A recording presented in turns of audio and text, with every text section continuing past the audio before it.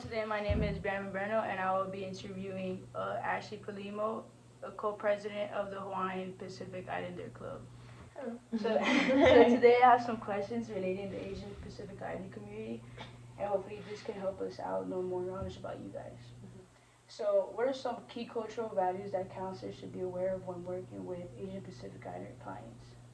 Well, a lot of our values are instilled in the family and the land as well. So we tend to, it's called like the Aina.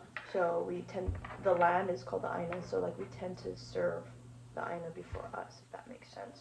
So a lot of our values are instilled in like serving others before us. And even though I still believe in that. I think that it's kind of hard because sometimes we tend to forget about ourselves too, and how can we help others if we can't help ourselves? So I think that's something that counselors should tend to focus on, is that as a part of a collectivist culture, like we tend to think that thinking individually is like a bad thing, and so then we neglect, like we think that people who are thinking more about themselves are like bad, they're arrogant, and so I think we need to like restructure that to like combine both ideals. Like it's okay to think about yourself, but in order to serve the people, if that makes sense. So it's like serving something greater than you, and it's always been like instilled in you. Yeah, yes, and so like I've always grown up like you take care of your family, like you're getting a job to take care of your family, you're going to school for your family, like you wear your last name on your back, you're representing your family, like it's everything you do is for your family. Or if if it's not for your family, it's for your people. If you're a leader, you do it for your people. Like it was never like I just want to win, I want to be the best for me. It was always for others. And so when I came up to the mainland, it was a little bit of a shell shock, because I've met people that are like, oh, I just like to win, or I just like to do this, and it came off as arrogant to me. But I had to understand that that's because they were raised that way. And so I think like it feels a little it feels a little like what is that word in psychology, like cognitive like dissonance. It feels a little like that, because part of me wants to help others and serve others, but another part of me wants it for myself. So I think like if we can find a way to blend both identities or both like values to help people back home, I think it would be like really beneficial. That way they're working on like their mental health for the sake of others. Because I think it'll help. Like I definitely think like my family could use some of that. Yeah. Use some of that help. And like understanding as well of the culture. Yeah.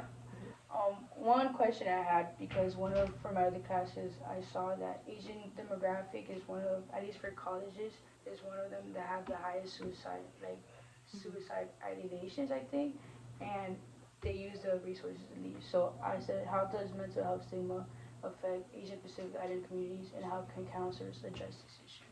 Well, like, you ever heard of the term like tiger mom? Yeah. Yeah, it's true.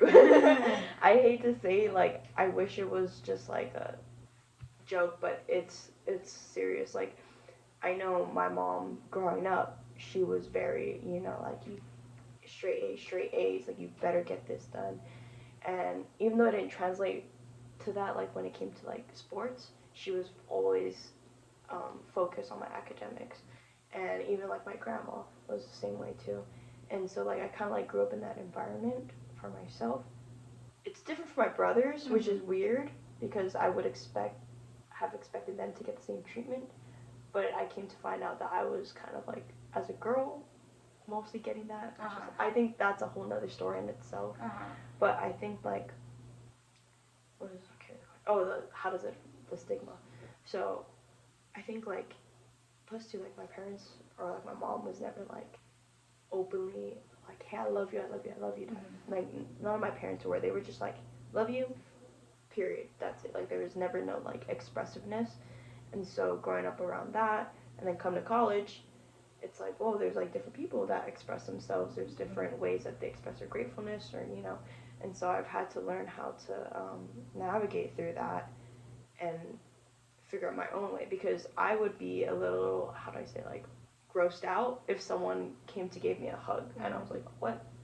And or like when if I was feeling down and upset about something, which I remember my freshman year, I was like crying over something, and my friend came to give me a hug, and immediately I like shivered away. I was like, don't do that, like gross.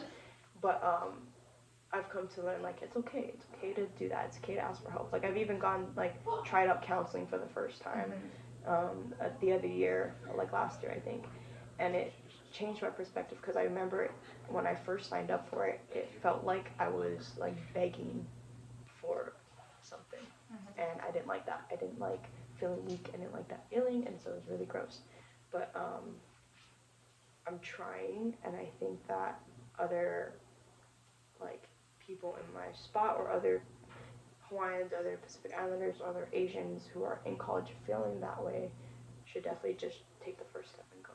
Because it's not that hard. It's not that bad to ask It's for just help. getting out of your comfort zone. And your mom don't know. your mom and your dad don't know, so that's even better. Are there any unique challenges faced by different Asian Pacific Islander subgroups that counselors should consider?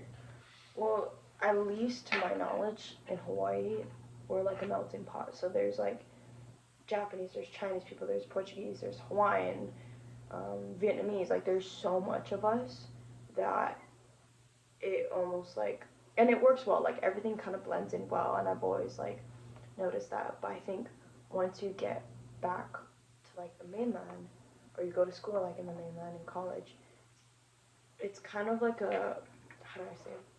Like, am I enough of one thing? Am I enough Hawaiian to be from Hawaii? Am I enough like white to be in America right now? So it's, or am I enough of my Japanese culture? Am I enough of my Chinese culture? And it's like really conflicting because I even had this conversation with my boyfriend the other day, and it's kind of hard because he didn't understand it, but I was just saying like, I feel like I'm too white when I go home, and I get embarrassed, and it's just like this little thing that's in like the back of my head, because well, I'm pale from being in Nebraska for too long, but also like the way I talk, the things I eat, the way I interact with my friends, like I feel very white, and I talk about my experiences being in college and all these things I'm doing, and then I'm talking to my friends who have stayed on the island while I'm out doing whatever, and it just feels like I'm like bragging almost, and it just like I don't like it, I don't like the feeling. So I just kind of like internalize it. I internalize it, and I kind of like take myself down a notch, if that makes sense. So then I feel like more humble. But then when I'm here, I feel like in the mainland, I feel like I'm not doing enough. I feel like I lack. It's such a weird feeling, but like, I feel like I have to be almost whiter, just like to compensate. Compensate, yeah. Because like I remember, this is like this dumbest thing ever, but like I came back from the summer and I was like wearing like my slippers and like my, like I'm used to like wearing like my bathing suits and like my shorts and whatever, like talking pidgin whatever, and then I came here and I like flipped because I was like, oh, the girls aren't wearing those same slippers, or they don't care that like I'm dark, you know what I mean? Like it's a really, it's kind of like a dumb concept I think, but it really feels weird. Like I literally feel like I'm doing too much or I'm not doing enough, and then like my world like flips back and forth, and like I feel comfortable being up here, but a part of me yearns for like the part of me that's back home. Like I'm different. Like I'm so much different when I'm home. Yeah, I understand that here, like being in a whole different culture and different people and trying to like fit in, but basically trying to still be you. It's a hard thing to even like balance out. Yeah, like I'll try to like say like some Hawaiian words or something, and then like people look at me weird, and then like they think it's cool because it's like exotic, but I'm like, oh, like if I were back home, It's just it would just normal. Yeah. So like it's just different, but it's really like training too. You know what I mean? Yeah. So like I do have to go. Like I know people are like, what are you doing for the summer? Are you going home? Like no, I have to go home. If I don't, I'll like lose a part of me. Yeah. So that's what I'm kind of scared of for the next part of my life. Because when am I gonna go home? I don't know. But I think counselors like they should be considerate of that, of either any minority. I think going on, but the thing about like Hawaiian and Asian culture is that we actually have like a culture. I mean that's not okay. That's probably not the best word. But like like we practice our culture. Yeah, or we like try to. it's like like it's a kind of like a ritual at a certain Yeah, point, yeah, like a ritual, and so like not doing those rituals is a little like heartbreaking. Yeah. So, yeah. Before we wrap up, do you have any final advice for counselors working with Asian Pacific Islander populations? I think, well, it would be helpful if, you know, we are in the middle of the ocean, so it's kind of hard to get there anyways. B, it's expensive. Like, you literally just living there is horrible. Eggs are like, what, $9? And then, like, just to get actually good education there, it's hard. So you have to go to the mainland as a like student. You have to go to the mainland to get education. Then maybe you're coming back. Maybe you're making enough money. Maybe not. I don't know. But like, it's a difficult move, but I think it needs to be done. And even though sadly I might not be able to do that, like I want to be a counselor, but I'm hoping like I could be like a representation, if that makes sense. So like I would love counselors to like take in mind the fact that, okay, so I'm gonna just say this like very bluntly. We don't like outsiders like back home. We don't care for outsiders. Like we have a word for them called haoles, and it applies to white people, but applies to everybody that's a foreigner. So the word haole is like without breath, and it's meant like derogative as a derogative term.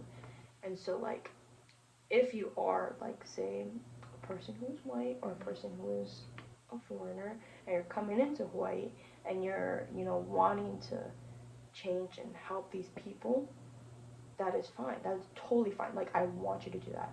But you're just gonna have to accept the fact that you are stepping into someone else's like territory, if that makes sense. And the thing is, we've had a lot of experiences with people stepping into our territory, messing it up, like the government just like, so there's a lot of deep like I think it's called like generational trauma. I don't remember the terms exactly. I think it was Yeah, generational it's trauma, it's a type of cultural trauma that like it's still strongly felt today. And if you talk to some like locals around, they're like they very much have a strong hatred for the United States of America. And so I would definitely say like go in there with with intent of curiosity, the intent of like kindness and like wanting to learn. Because if you go in too strong, that's not gonna be good. Yeah. So definitely like if you're not from there, go with like the intent of just like trying to help. And it might not work a couple times, I know, because we're stubborn, but definitely that. Like this isn't like your home, so you have to like treat it as if it were your home. You know? So yeah. Well, thank you for joining me today. Appreciate it. Thank you, Bree.